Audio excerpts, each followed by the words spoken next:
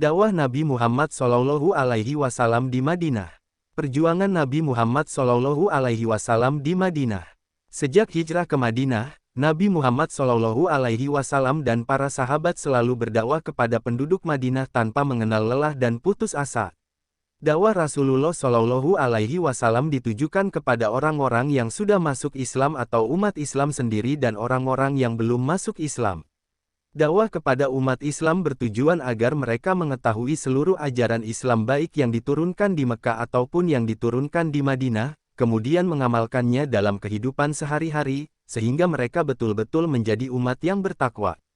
Selain itu, Rasulullah SAW dibantu oleh para sahabatnya melakukan usaha-usaha nyata agar terwujud persaudaraan sesama umat Islam dan terbentuk masyarakat Madani di Madinah.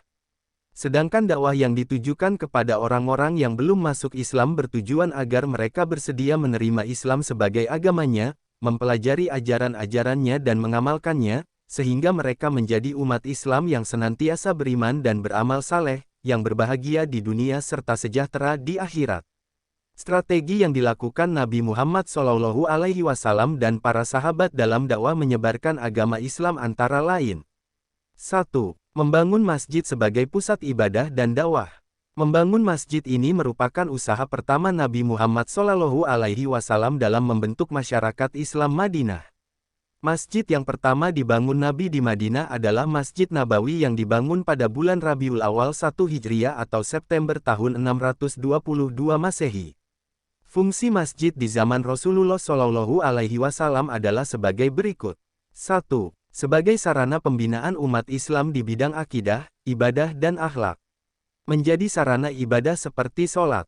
2. Menjadi tempat belajar agama Islam yang bersumberkan dari Al-Quran dan Al-Hadis. 3. Sebagai sarana tempat menyambung tali silaturahim antara kaum muslimin. 4. Sebagai sarana sosial. 5. Menjadi tempat bermusyawarah. 6. Tempat menyusun strategi perang. 2. Membangun ekonomi rakyat dengan membangun pasar yang tidak jauh dari masjid.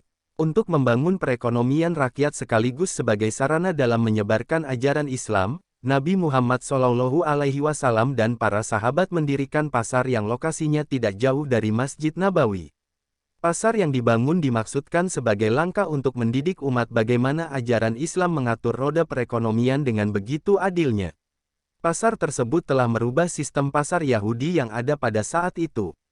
Dengan kehadiran pasar yang menganut sistem perekonomian Islam disambut hangat oleh masyarakat Madinah, karena mampu menyuguhkan sistem perekonomian yang menguntungkan semua pihak, jauh dari riba dan keserakahan. Pasar Madinah inilah yang kemudian menjadi urat nadi perekonomian negara Islam yang pertama, yang berpusat di Madinah.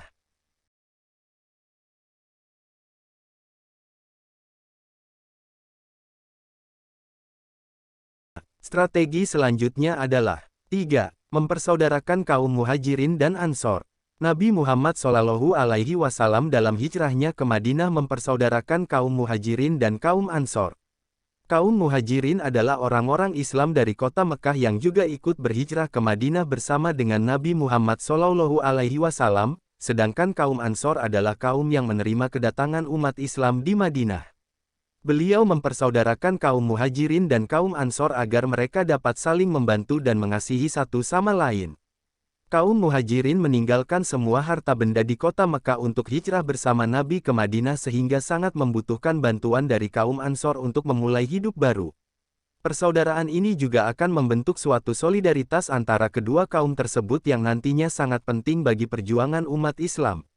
Nabi Muhammad SAW mempersaudarakan para sahabat dengan kaum ansor diantaranya adalah Abu Bakar dari Muhajirin dengan Harijah bin Zuhair dari Ansor, Umar bin Khattab dari Muhajirin dengan Itbah bin Malik dari Ansor, Bilal bin Rabah dari Muhajirin dengan Abu Ruwaihah dari Ansor, Amir bin Abdillah dari Muhajirin dengan Sa'ad bin Muaz dari Ansor, Abdurrahman bin Auf dari Muhajirin dengan Sa'ad bin Rabi dari Ansor, Zubair bin Awam dari Muhajirin dengan Salamah bin Salamah dari Ansor, Utsman bin Affan dari Muhajirin dengan Aus bin Sabit dari Ansor, Yolhah bin Ubaidillah dari Muhajirin dengan Ka'ab bin Malik dari Ansor, Abu Hudzaifah bin Utbah dari Muhajirin dengan Ubah bin Bisir dari Ansor, Ammar bin Yasir dari Muhajirin dengan Huzaifah dengan Al-Yaman dari Ansor.